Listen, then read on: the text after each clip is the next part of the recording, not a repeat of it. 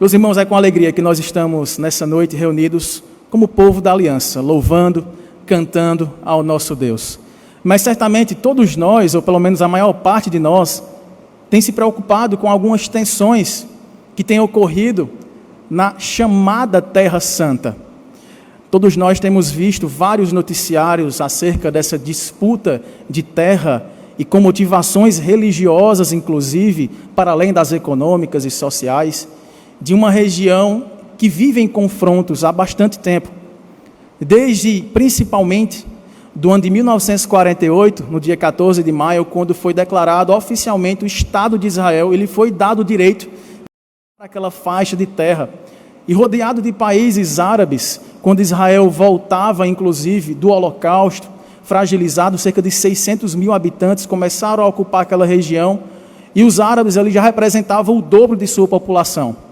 Mas eles foram se assentando, foram ocupando aquela região, e esse dia que também ficou conhecido na língua árabe por Nakba, que para eles é o dia do caos, o dia da destruição, houve um grande êxodo de palestinos que precisaram deixar as suas terras, porque agora pertencia a um Estado oficialmente declarado pela ONU como o Estado da Nação de Israel.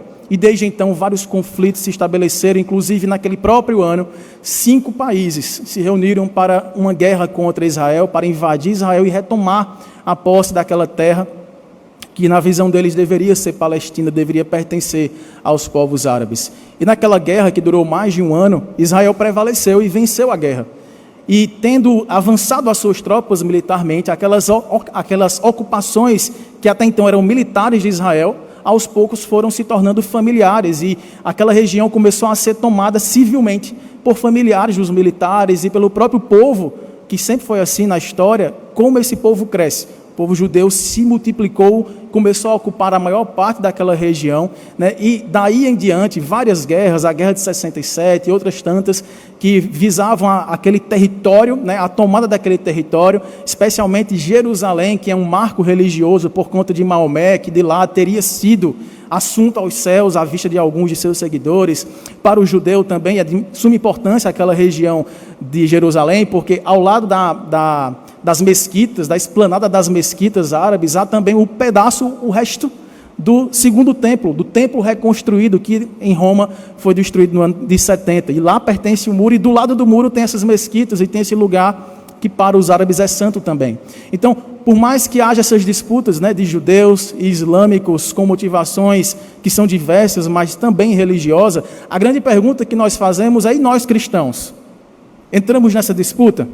Nós lembramos episódios que nos envergonham na história cristã, por exemplo, nas cruzadas no século XI, em que aquela terra dita santa, e defendida por alguns como sendo santa, também foi alvo de disputas dos cristãos, porque lá Jesus, o nosso Senhor e Salvador, não apenas aquele profeta para os judeus, mas o sumo profeta, o sumo sacerdote, o altíssimo rei, o Deus homem, que veio para a salvação de todos aqueles que nele crescem, também lá entregou a sua vida, no Monte Sião, no monte onde Davi recebera a profecia de que na sua descendência viria alguém para com cetro de justiça reinar por toda a eternidade. Então, essas 3 grandes religiões, talvez as 3 maiores religiões, o cristianismo, o judaísmo e o islamismo, disputam o teor teológico daquela terra, que, sem dúvida alguma, quando nós lemos as Escrituras, nós percebemos o fator redentivo da ideia da posse da terra. Todas as vezes que o povo estava sendo abençoado por Deus, andando em obediência, né, cumprindo seus mandamentos, buscando estabelecer alianças santas entre os povos que Deus ordenava, se afastando dos maus caminhos, da mistura com outros povos, o povo tinha terra. Toda vez que o povo se contaminava, Deus descontaminava a terra, expulsando o povo. Isso começou, irmãos, lá no Jardim do Éden. Lembra o que aconteceu quando o primeiro casal, que não era pecador, mas tentado pela serpente, a nossa antiga inimiga, cedeu àquela tentação de comer do único fruto, do qual Deus havia proibido de que fosse comido, a árvore do conhecimento do bem e do mal? Eles, né, simbolicamente falando, morreram, porque morte significa separação, e essa separação foi física também, foi geográfica, porque Deus os expulsou do jardim. E há uma tentativa humana de voltar para o jardim, do senso da reconquista da terra, do lugar do paraíso, onde emanaria leite, mel, pedras preciosas, e toda a provisão que o Senhor promete por meio de todas as profecias, não apenas no Pentateuco, o livro mais crido e lido pelos judeus, mas por todos os profetas e escritos do Antigo Testamento. Só que eles perdem de vista, irmãos, que tudo aquilo, toda essa história da redenção, abarca uma tipologia para que em Cristo fosse cumprido. Todas as profecias eram tipos, eram sombras, eram analogias, eram figuras daquilo que viria. Mas, infelizmente, os judeus que permanecem na sua incredulidade, aqueles que ainda não se tornaram, como nós vamos ver no texto lido, não se tornaram ainda os verdadeiros israelitas, permanecem cegos em seus próprios raciocínios, aguardando a redenção geográfica e física, um salvador messiânico, um rei que venha a, de repente, ali conquistar toda aquela terra e trazer o paraíso do céu para a terra. Quando, na verdade, a nossa pátria, ela desce dos céus.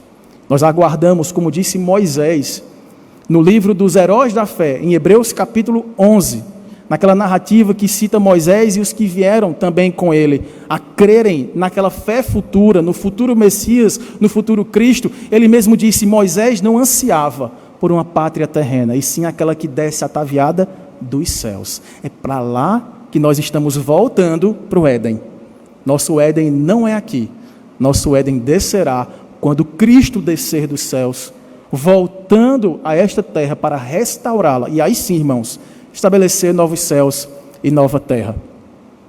Feita essa introdução, um pouquinho histórica, um pouquinho política, um pouquinho teológica, eu convido os irmãos a abrirem no texto mais disputado acerca desse assunto, dessas tensões. Como nós cristãos deveríamos interpretar e nos envolver com essa disputa da terra da Palestina. Romanos capítulo 11.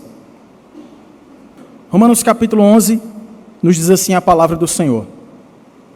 Pergunto, pois, terá Deus, porventura, rejeitado o seu povo? De modo nenhum. Porque eu também sou israelita, da descendência de Abraão, da tribo de Benjamim. Deus não rejeitou o seu povo, a quem de antemão conheceu. Ou não sabeis o que a Escritura refere a respeito de Elias, como insta perante Deus contra Israel, dizendo: Senhor, mataram os teus profetas, arrasaram os teus altares, e eu só fiquei, e procuram tirar minha vida. Que lhe disse, porém, a resposta divina? Reservei para mim 7.000 homens, que não dobraram os joelhos diante de Baal.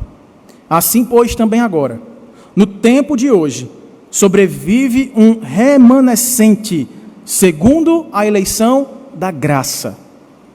E se é pela graça, já não é pelas obras. Do contrário, a graça já não é graça. Que diremos, pois? O que Israel busca, isso não conseguiu, mas a eleição o alcançou, e os mais foram endurecidos, como está escrito: Deus lhe deu espírito de entorpecimento, olhos para não ver e ouvidos para não ouvir, até o dia de hoje. E diz também Davi: torne-se a mesa em laço de armadilha, em tropeço e punição. Escureçam-se-lhes os olhos, para que não vejam, e fiquem para sempre encurvadas as suas costas. E aqui ele está falando sobre a rejeição de Israel ao próprio Jesus. Lembra quando nós lemos, inclusive semana passada, em João capítulo 1, versos 12 em diante, ou versos 11 em diante, que Cristo veio para os que eram seus, o seu povo. Primeiro ele veio de lá, ele nasceu lá. Mas os seus não o receberam.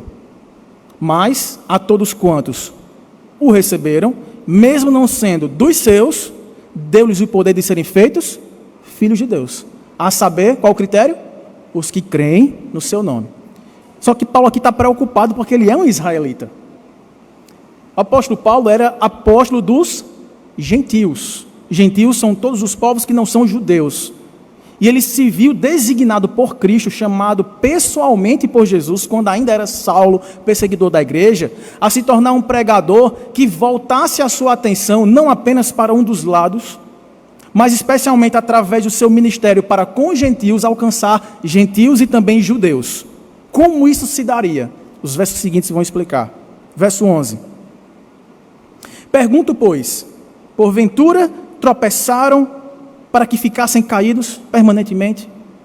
Rejeitaram de modo que não tem mais remédio para os judeus? Qual a resposta, irmãos? De modo nenhum. Mas pela sua transgressão veio a salvação aos gentios, para pô-los em ciúmes. Olha que coisa interessante.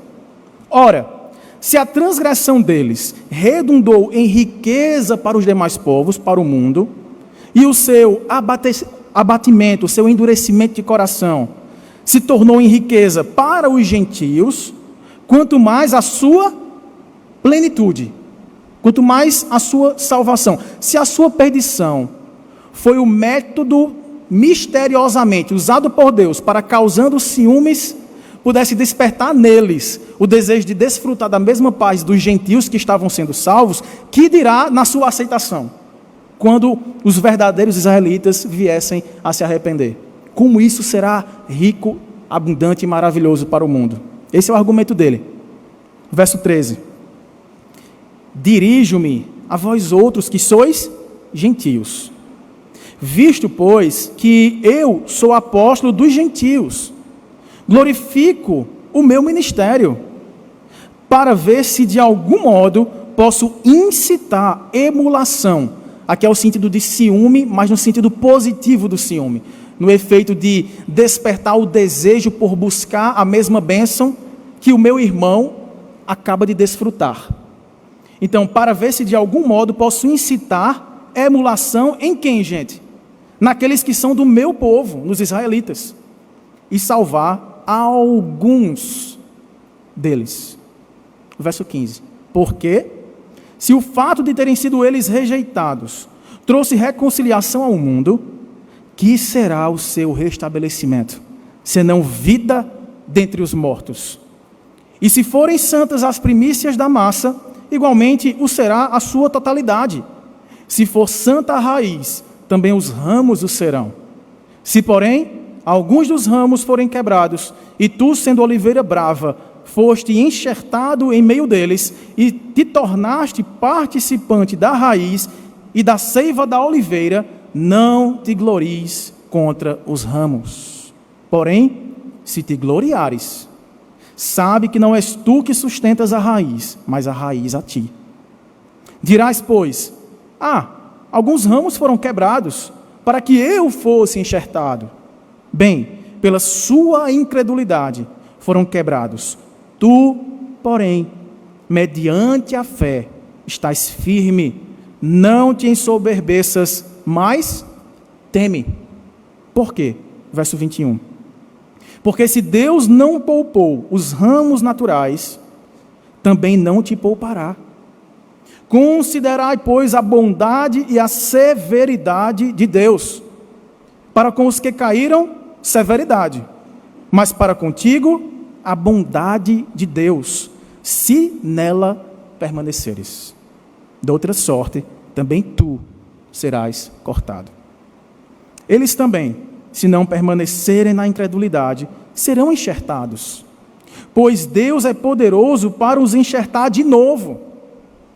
Pois se foste cortado da que por natureza era oliveira brava, e contra a natureza enxertado em boa oliveira, quanto mais não serão enxertados na sua própria oliveira aqueles que são ramos naturais. O que ele está falando é, há esperança de salvação. Para quem? Para todos. O que em Cristo vierem a crer. Vocês entraram na videira verdadeira, que é a figura que Jesus usa lá em João capítulo 15, lembra da metáfora da videira? Eu sou a videira verdadeira, aqueles que estão em mim e permanecem e dão frutos, florescerão, viverão. Mas aqueles que se secarem, por não estarem recebendo a seiva verdadeira da vida, por não darem frutos, serão rejeitados, cortados e queimados no fogo que não se apagará. Por isso que ele falou, considerem a bondade de Deus para com os que creem, mas não deixem de considerar a severidade de Deus para os que não creem. O critério único aqui do começo ao fim é crer. E aí, irmãos, ele entra no verso 25 perto de encerrar o seu argumento, que começou lá no capítulo 9, acerca da eleição, ele fala assim: porque não quero, irmãos, que ignoreis este mistério. Paulo está falando de algo complexo aqui, usando metáforas para ver se facilitava o entendimento, mas ele considera como um mistério. Para que não sejais presumidos em vós mesmos, que veio endurecimento em parte a Israel, até que haja entrado a plenitude dos gentios. Vocês rejeitaram o evangelho, os judeus rejeitaram o evangelho, para que os gentios fossem enxertados na árvore da vida. Da mesma forma, quando vocês estão sendo enxertados nessa videira, despertará misteriosamente um bom ciúme, uma inveja convertida em fé no coração daqueles judeus que antes endurecidos, ao olharem o enxerto, a inserção de povos não judeus na história da redenção, que aliás sempre foi assim. Qual foi o salmo que o presbítero Alisson leu no início do culto? Cantai ao seu santo nome as suas maravilhas e todas as suas obras somente em Israel. Foi assim que ele leu, que nós lemos? Entre todas as nações, e anunciai a sua glória a todos os povos. Então, desde o início, Deus traçou um movimento, por isso que é misterioso, e por isso que é bom. Sabe por quê, irmãos? Porque quando nós temos a nossa inteligência humilhada, aliás, é um título de um dos livros, né, que nós usamos nos Ecos dos Meninos durante algum tempo, isso nos lembra que nós não somos divinais, somos homens, fraquinhos, mas que recebemos uma dádiva, a revelação do propósito de Deus, de vir ao mundo criado, caído em pecado, e restaurá-lo, por meio de pessoas, da pregação do Evangelho, do seu Filho, através de pessoas que foram enxertadas em seu Filho para permanecerem nele e darem bons frutos. Desde então, desde Adão, até o último personagem, até a última pessoa crente, quando Cristo voltar, todas elas foram alvos da graça que os elegeu em Cristo Jesus, mediante somente a fé no Filho de Deus. E aí ele conclui: e assim, verso 26, todo o Israel será salvo, como está escrito: virá de Sião o libertador, e ele apartará de Jacó as impiedades. Esta é a minha aliança com eles, quando eu tirar os seus pecados. Quanto ao evangelho, são eles inimigos por vossa causa. Quanto, porém, à eleição, amados por causa dos patriarcas. Porque os dons e a vocação de Deus são irrevogáveis.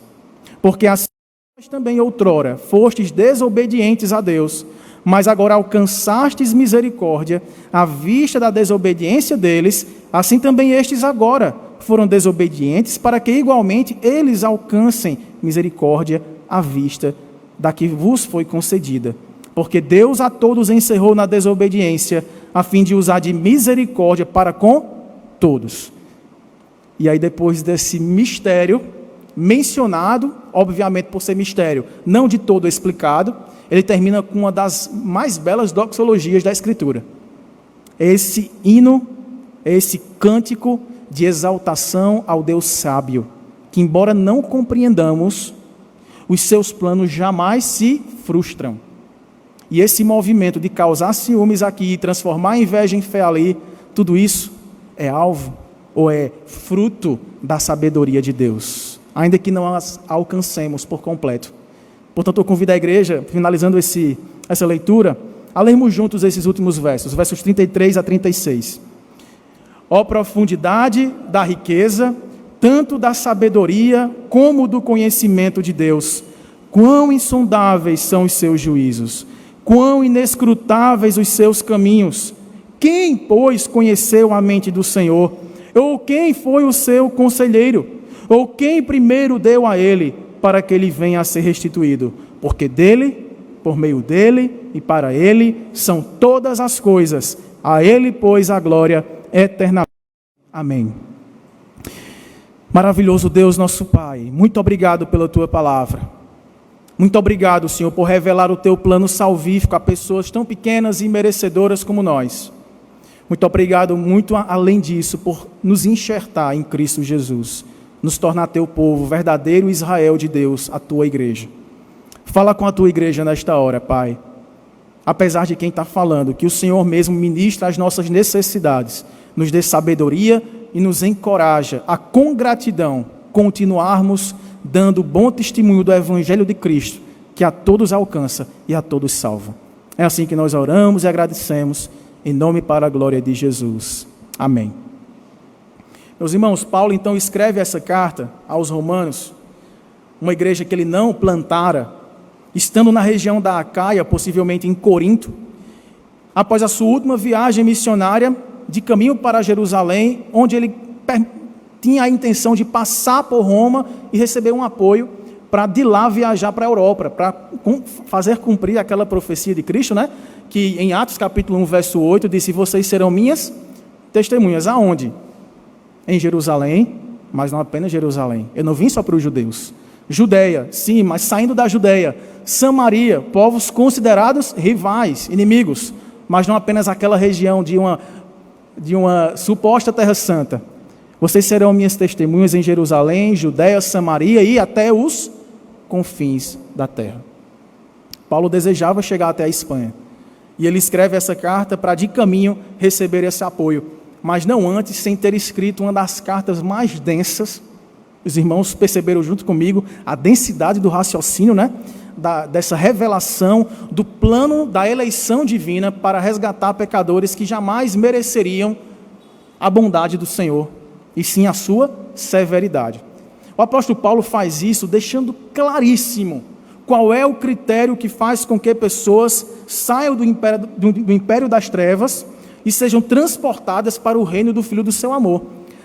No seu primeiro capítulo, se os irmãos voltarem algumas páginas, está um dos versos mais famosos da Escritura, porque possivelmente foi dele que Lutero recebeu o gatilho final, né, para se render por completo em conversão a Cristo Jesus, tendo lido à luz de velas os versos 16 e 17, que dizem assim: pois não me envergonho, Romanos 1, 16 e 17, pois não me envergonho do Evangelho, porque é o que, irmãos?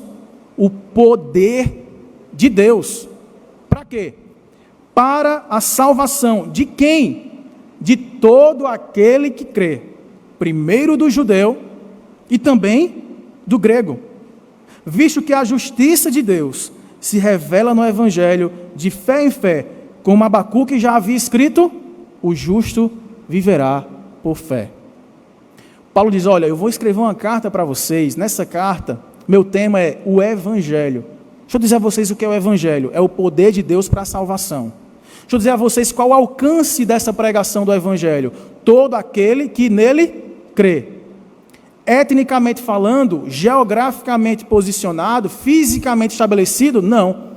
Todo aquele que crê, primeiro do judeu, porque a revelação foi dada a eles, a lei foi dada a eles, as cerimônias, os ritos, o templo, tudo aquilo que apontava as festas, os dias, as luas, tudo que apontava para o que Cristo viria a fazer plenamente no seu ministério, se tornando a pessoa suprema da revelação de quem o Pai é, ao ponto de dizer: eu e o Pai somos um, olhem para mim e vocês verão a glória do unigênito de Deus.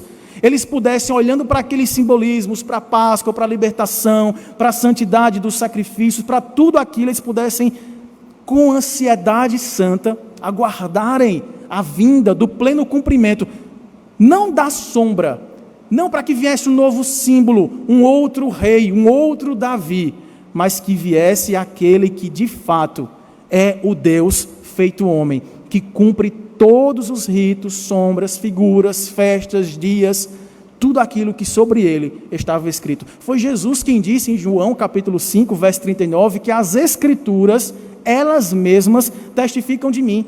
Se dirigindo aos fariseus, saduceus, religiosos da época, os escribas, que era um povo conhecedor das profecias, Jesus falou assim: vocês que pelo conhecimento das Escrituras, qual Escritura ele estava se referindo? Qual era a Bíblia dos escribas naquela época, dos fariseus, dos saduceus? O Antigo Testamento. Vocês julgam ter nas Escrituras a salvação. Porém, eu digo a vocês De nada vale as Escrituras se elas não conduzirem você a mim, porque elas testificam de mim. Então o argumento inteiro do apóstolo Paulo é pautado na obra de Cristo, na suficiência da sua obra e na supremacia da sua pessoa. Jesus supera Abraão. Porque Abraão é considerado pelo próprio apóstolo Paulo aqui em capítulo, mais à frente, o capítulo 4, como pai da fé, porque não vendo, creu na promessa de que não era o sacrifício do seu filho Isaque que lhe daria salvação, era o sacrifício do Filho de Deus. E assim, Paulo vai argumentando desde o primeiro capítulo que o alvo da salvação não é étnico, que o alvo da salvação é todo aquele judeu, asiático, brasileiro, norte-americano, que crê que Jesus Cristo é o Filho de Deus, que se encarnou, que pagou o preço da nossa desobediência e que na sua ressurreição nos coloca como novas criaturas, capazes de viverem agora, resplandecendo a luz deste Evangelho, para que outros venham a ser enxertados na Igreja de Cristo. A grande pergunta, então, voltando ao tema despertado na introdução, já que nós vimos que, se você observar bem os dois lados da história, e ontem nós fizemos isso um pouco aqui no nosso encontro jovem, pensando acerca do contexto histórico, político, quem tem razão nessas disputas, quem primeiro colocou os pés naquela terra, quem apropriou de forma ilegal, avançando suas tropas militares e depois levando pessoas, famílias para se estabelecerem lá, quem sofreu mais com o êxodo, com a saída, com o refúgio, com a quantidade de famílias que perderam suas casas, que foram desocupadas, quem é que tem um poderio bélico maior ou menor para infligir um mal maior ou menor no outro. E nós concluímos que esse tipo de debate nos leva a apenas uma conclusão simples e básica: ninguém tem razão. Que nada justifica a guerra, a violência, a expropriação de famílias, o abandono de crianças, usá-las como escudos frente a outros militares. Que o que está em voga, irmãos, para nós cristãos, é interpretarmos o que de fato Deus tem cumprido naquilo que Ele mesmo prometeu. Porque para alguns, aquilo que aconteceu em 1948 foi um cumprimento de uma profecia, de que agora Israel se tornando uma nação, um Estado com sua terra, trazendo esse simbolismo de tenho terra, tenho redenção. Isso lhes traria de fato a razão pela qual nós cristãos deveríamos olhar só para Israel, orar por eles, defendê-los a despeito de seus crimes de guerra e de tantas outras coisas que eles praticam, da mesma forma que os povos árabes vizinhos praticam contra eles. E esse texto de Romanos 11, que eu fiz questão de lê-lo todo com os irmãos, deixou muito claro para nós que não há qualquer plano especial de salvação para o judeu ou para o não judeu. O plano sempre foi o mesmo: pela graça sois salvos. Através de quê? Etnia, prioridade na fila das revelações bíblicas. Se você virar a página do capítulo 1 para o capítulo 3, o apóstolo Paulo responde a várias objeções acerca disso. Ele fala: qual é a vantagem de ser um judeu então? Qual a utilidade da circuncisão? Muita, sob muitos aspectos. Principalmente porque os judeus foram confiados os oráculos de Deus. Mas e daí? Se alguns não creram, a incredulidade deles virá desfazer a fidelidade de Deus? De maneira nenhuma. Seja Deus verdadeiro e mentiroso todo homem. Segundo está escrito, para seres justificados nas tuas palavras e venhas a vencer quando fores julgado. Mas se a nossa injustiça traz a lume a justiça de Deus, que diremos? Porventura será Deus injusto por aplicar a sua ira? Falo como homem. Certo que não. Do contrário, como julgará Deus o mundo? E se por causa da minha mentira fica em relevo a verdade de Deus para a sua glória, por que sou eu ainda condenado como pecador? E por que não dizemos, como alguns, caluniosamente, afirmam que o fazemos? Pratiquemos males para que venham mais bens. A condenação deles é certa e justa. Aí olha o que vem o verso 9. O que se conclui então?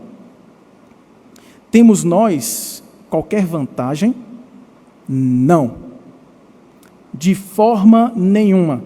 Pois já temos demonstrado que todos, tanto judeus como não judeus, estão debaixo do pecado.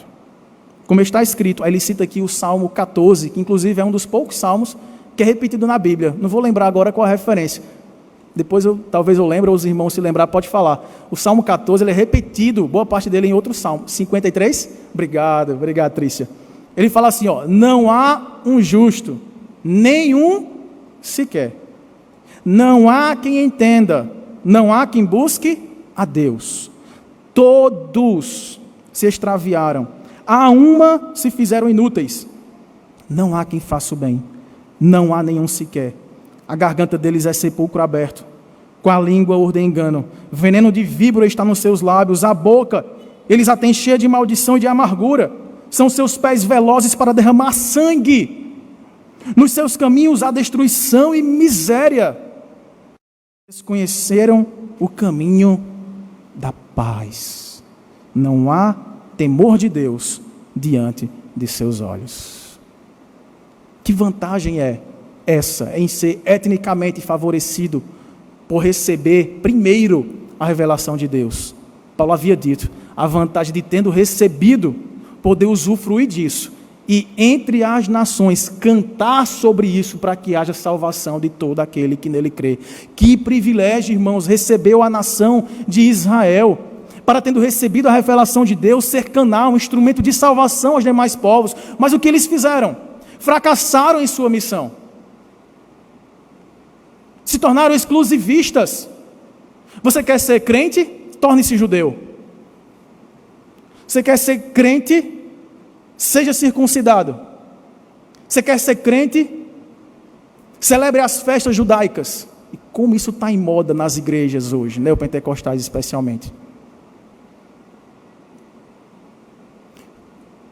O tempo todo, Deus colocou na mão de Israel um tesouro, não para que fosse guardado e oculto das nações, mas para anunciá-lo, entregá-lo e favorecer outros povos. Tanto é, irmãos, olha que coisa impressionante.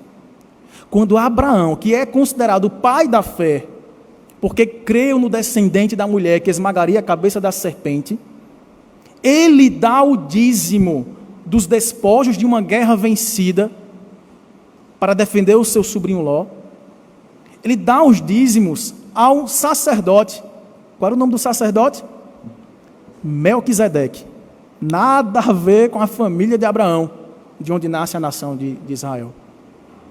Ele adorou a Deus por intermédio de um sacerdote que não tinha nada a ver com a descendência de Abraão. Aí lá em Hebreus, fala assim, como que Jesus pode ser o sumo sacerdote? É porque Jesus é sacerdote segundo a ordem de Melquisedeque. Não era judeu.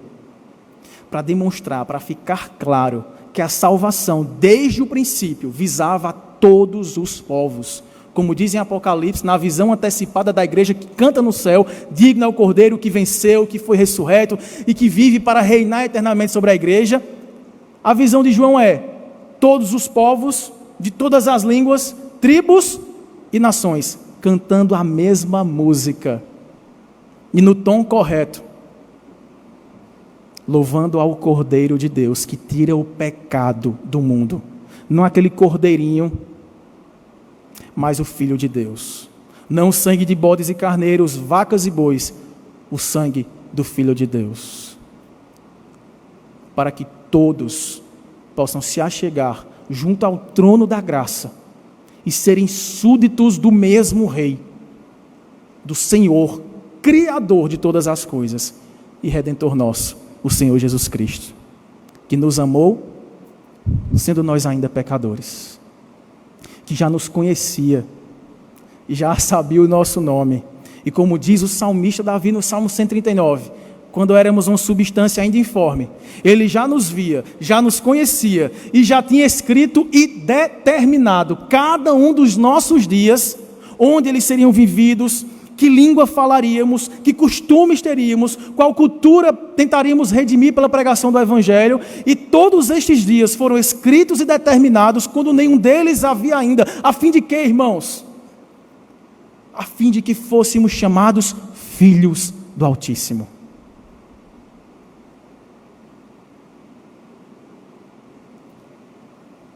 E quando nós chegamos à pergunta do todos, pastor, ok, o senhor está argumentando do início ao fim que a salvação é para todos, mas o todos do texto de Romanos, que fala que todo Israel será salvo, que a plenitude dos gentios será salva, Paulo está começando a crer aqui no universalismo. Será que ele está crendo aqui que de uma forma ou de outra, nesse movimento misterioso de ciúme e inveja convertido em fé e transformação de vida, em severidade versus bondade, em resgate, em perdão, em enxerto, em corte, em reinserção, será que ele está falando tudo isso para dizer que no fim das todo mundo vai ser salvo, indiscriminadamente? A resposta ele já tinha antecipado. Se os irmãos olharem agora no capítulo 9, que é onde Paulo começa a sua argumentação para falar de eleição de todos os povos, os irmãos vão achar, por exemplo, no verso 6, algo muito impressionante aqui.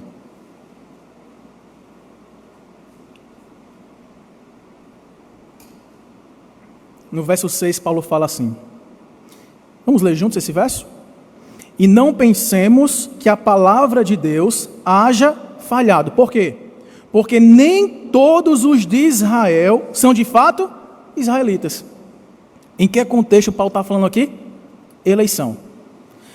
Jacó e Esaú, gêmeos, nascidos da mesma mãe, obviamente, não tinham praticado o bem ou o mal ainda. Para quê? Para que o propósito quanto à eleição prevalecesse. Aprove a Deus amar um e não amar o outro. Não é de obras, para que ninguém se glorie. Não é etnia. Irmãos foram separados eternamente. Propósito insondável, na riqueza da profundidade da mente de Deus, que nós não podemos prescrutar. Quis Deus que assim fosse. Para demonstrar que quando Deus nos escolhe, irmãos, Ele não vê nada em nós que nos atrai a Ele. Pelo contrário, somos repulsivos, somos pecadores, indignos, ingratos, inconstantes, desonestos, corruptos. Nosso coração, como dizia o profeta Jeremias no capítulo 9, é desesperadamente corrupto e enganador de nós mesmos. Temos um inimigo morando dentro de nós. Mas Deus, sendo nós inimigos duplamente dele, de nós mesmos e dele, e também da criação, porque toda a criação geme e suporta dores até hoje, aguardando a redenção dos filhos de Deus, ainda assim Deus olhou para nós e disse, você será meu. Mesmo sendo judeu e tendo rejeitado a Cristo, você será meu.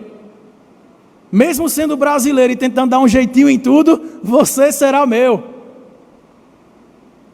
Mesmo sendo norte-americano e presumindo-se como sabedoria própria e resgate histórico das heranças do Evangelho, de onde partiram as principais missões que chegaram até nós, e tendo rejeitado a Cristo como aquela nação tem feito, com suas leis, com sua corrupção, com sua violência, Deus ainda resgata e transforma pecadores, indistintamente da sua raça, da sua cor, da sua cultura.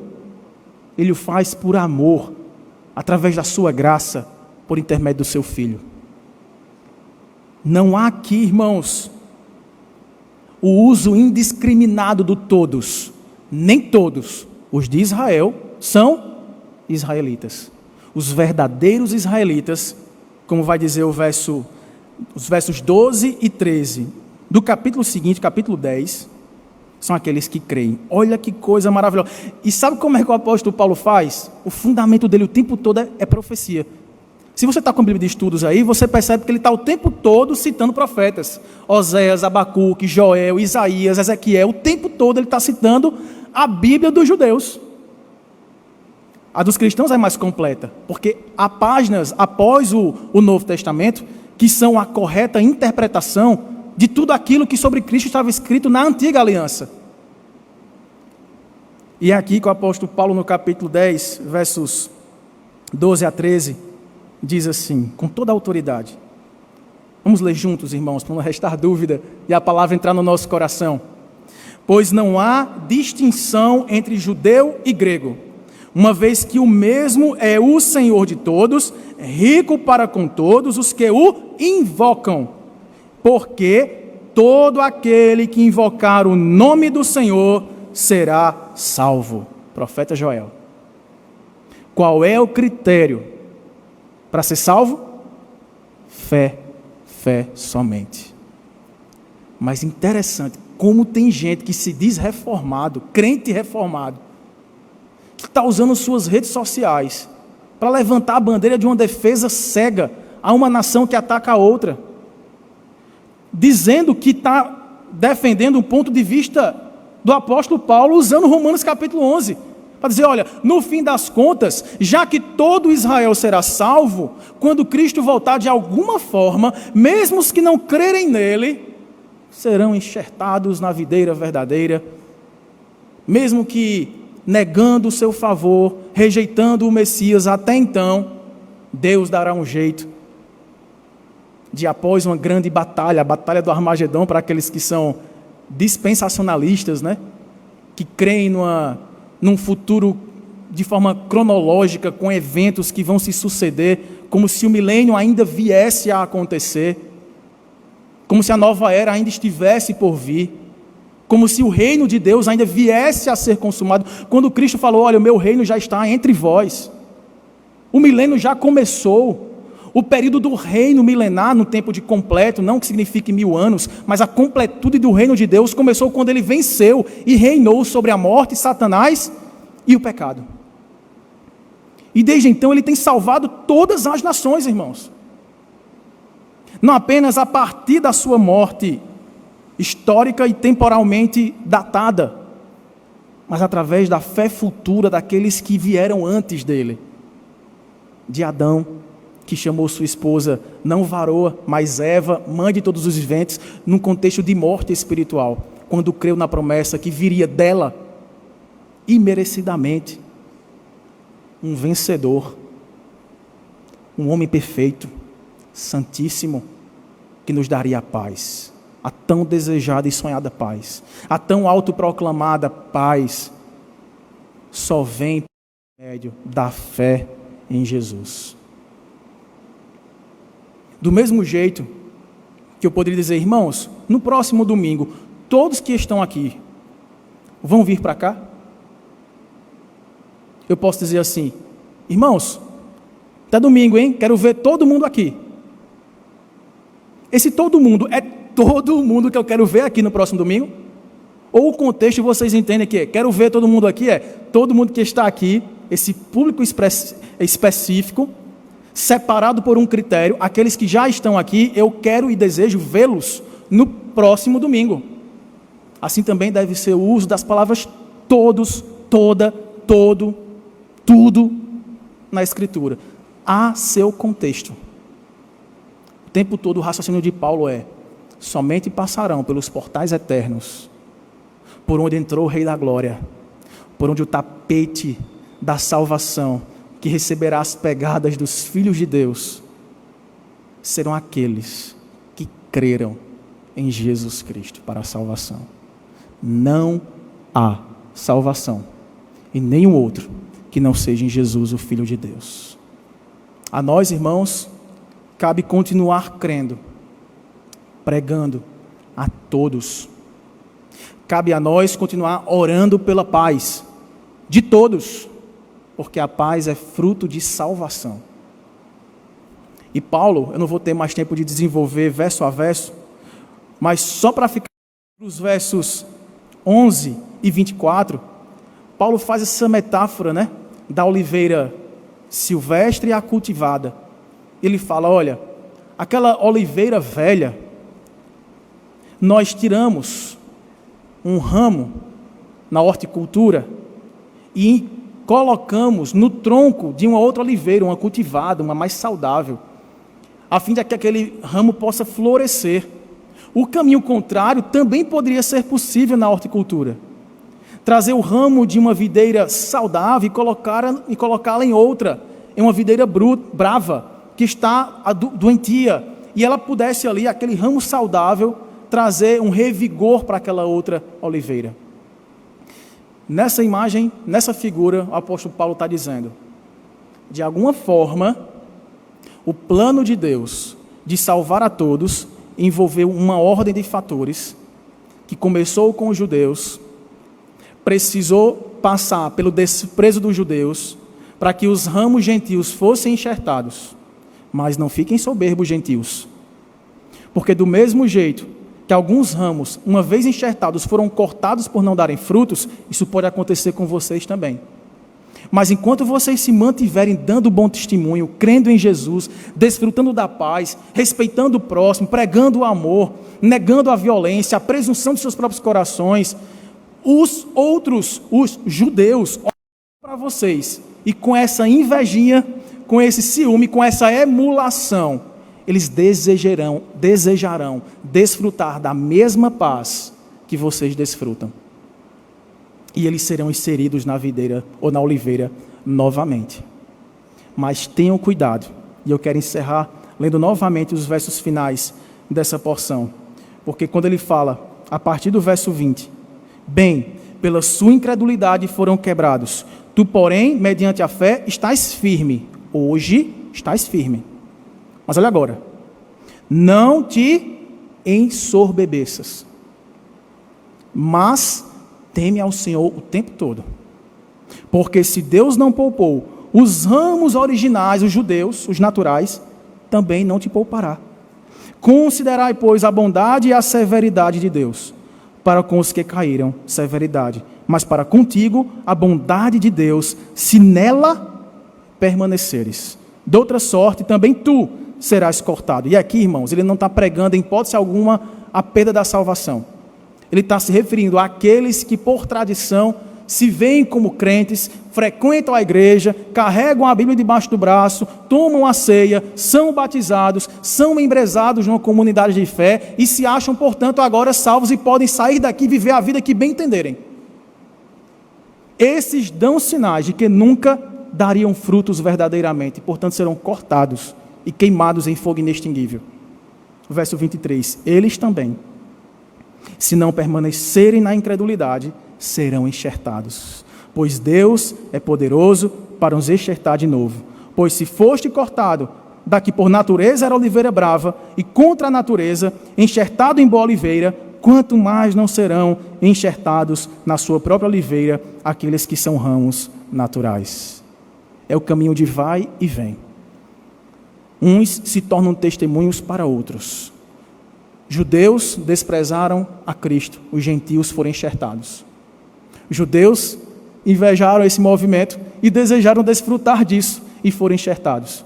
Porém, a prova de que esse enxerto prosperará, viverá e florescerá é tão somente se lhe der frutos. É pelos frutos que nós conhecemos. Frutos de quê, irmãos? Das obras da carne? Mas dos frutos que pendem para o Espírito Santo. Amor, alegria, paciência, longanimidade, benignidade, fidelidade, paz, não sei se eu já tenho falado, e domínio próprio. Deve ter mais algum, né, doutor Christian? São frutos do Espírito Santo. Nós os temos visto em nós, porque essa é a maneira segura de, tendo o Espírito Santo testificando no nosso coração de que somos filhos de Deus, olharmos para o espelho e ver que a cada dia estamos menos feios e mais parecidos com o Rei da Glória. Vamos avaliar o nosso coração nessa hora e ver em que ponto nós estamos. Se há soberba, não étnica, né? Porque eu acho que aqui não tem ninguém judeu, embora eu até comentava ontem com os jovens que há alguns anos atrás, né? Cerca de 10 anos atrás, tinha uma moda, né, de procurar no sobrenome alguma indicação de que você era descendente de judeu. Então, nomes como Oliveira, Carvalho, né, as pessoas, graças a Deus, eu sou descendente de judeu. No final, mesmo que eu leve minha vida do jeito que eu quiser, eu vou ser salvo, porque todo Israel será salvo. Somente os verdadeiros israelitas, aqueles que creem no Senhor Jesus. Fora dele não há salvação. Mais uma vez, salvos, irmãos. uma vez salvo, que grande responsabilidade nós temos de enxertar outros ramos na mesma árvore onde recebemos a seiva da vida. E sabe como é que isso vai acontecer? Todas as vezes que alguém olhar para nós e ver o reflexo de Cristo Jesus, bondade, amor, paz, fidelidade, domínio próprio, mansidão, faltou esse, não foi? É porque eu preciso muito de mansidão. Mansidão, domínio próprio, que a gente possa defender o Evangelho, orar pela paz de todos os povos e testemunhar a toda criatura que Jesus ama pessoas indignas como nós. Se Deus salvou os judeus e tem salvação dentro dos judeus para aqueles que vão crer em Jesus, Ele pode salvar qualquer outro povo. Essa é a conclusão que o apóstolo Paulo chega. Amém? Vamos orar então. Coloque-se diante do Senhor nesta hora. Maravilhoso Deus, nosso Pai. Nós fomos enxertados, Senhor, na árvore da vida, na videira que é Cristo Jesus.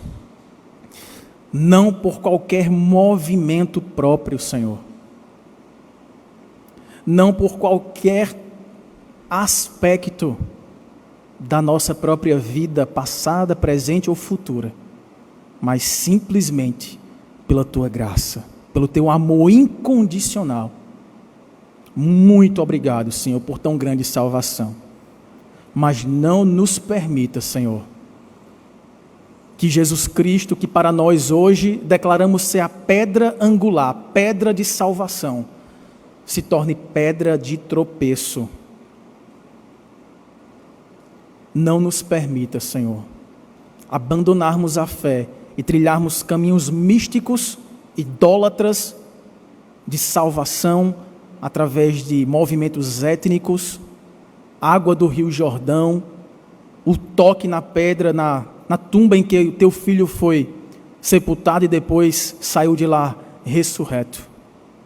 Olhos que vêm de Israel, pedaço da terra, como se alguma coisa relacionada ao Israel étnico fosse nos trazer um revigor espiritual. Pelo contrário, Senhor, isso nos afastará de Ti. Tem misericórdia de nós. Nos ajude, Senhor, a compreender melhor o Teu amor por nós e o movimento salvífico que misteriosamente nos alcançou. Mas que isso não fique apenas na decisão pública da fé daqueles que se tornam membros em uma comunidade de fé, mas que visivelmente, Senhor, nas nossas atitudes, palavras e obras, demonstremos a Cristo Jesus como o Rei da glória, como o Rei da nossa vida, como aquele que converte corações enganosos, corruptos e cheios de maldade, em corações quebrantados, humildes e dispostos a buscarem ao Senhor, a fazerem com que o Teu nome seja glorificado na nossa vida. Cumpra em nós o Teu querer, Senhor, e nos ajude com a paz que excede todo entendimento. Alcança, Senhor, todos os povos. Abençoa a igreja perseguida nessas nações que matam pessoas pelo simples fato de serem cristãs. Tenha misericórdia, Pai, encoraje os Teus servos, sustenta os missionários. Abençoa, Senhor, o povo daquela antiga aliança de Israel, que Te rejeitaram, que continuam Te rejeitando. Mas nós cremos pela salvação de todos aqueles que, sendo israelitas, têm sido alcançados pelo Evangelho da salvação. Alcança, Senhor, salva também palestinos, árabes, pessoas tão carentes da Tua graça, perdidas em sua idolatria. Ó Deus, que eles também sejam alvos da Tua misericórdia e que o Evangelho também seja pregado com intrepidez nesses lugares em que o Evangelho é tão perseguido. E a nós que aqui estamos, nos ajude, Senhor, a com sabedoria proclamar as virtudes daquele que nos chamou das trevas para a maravilhosa luz, até que Jesus volte. Nos prepare para esse grande reencontro, Senhor. Nos prepare para que possamos estar no meio da Tua igreja, o verdadeiro Israel de Deus, povos de toda língua, tribo e nação, rendendo graças e louvando ao Cordeiro Santo de Deus, que nos redimiu e que nos comprou pelo preço do seu sangue. Nós louvamos ao Senhor e te agradecemos em nome de Jesus. Amém e amém.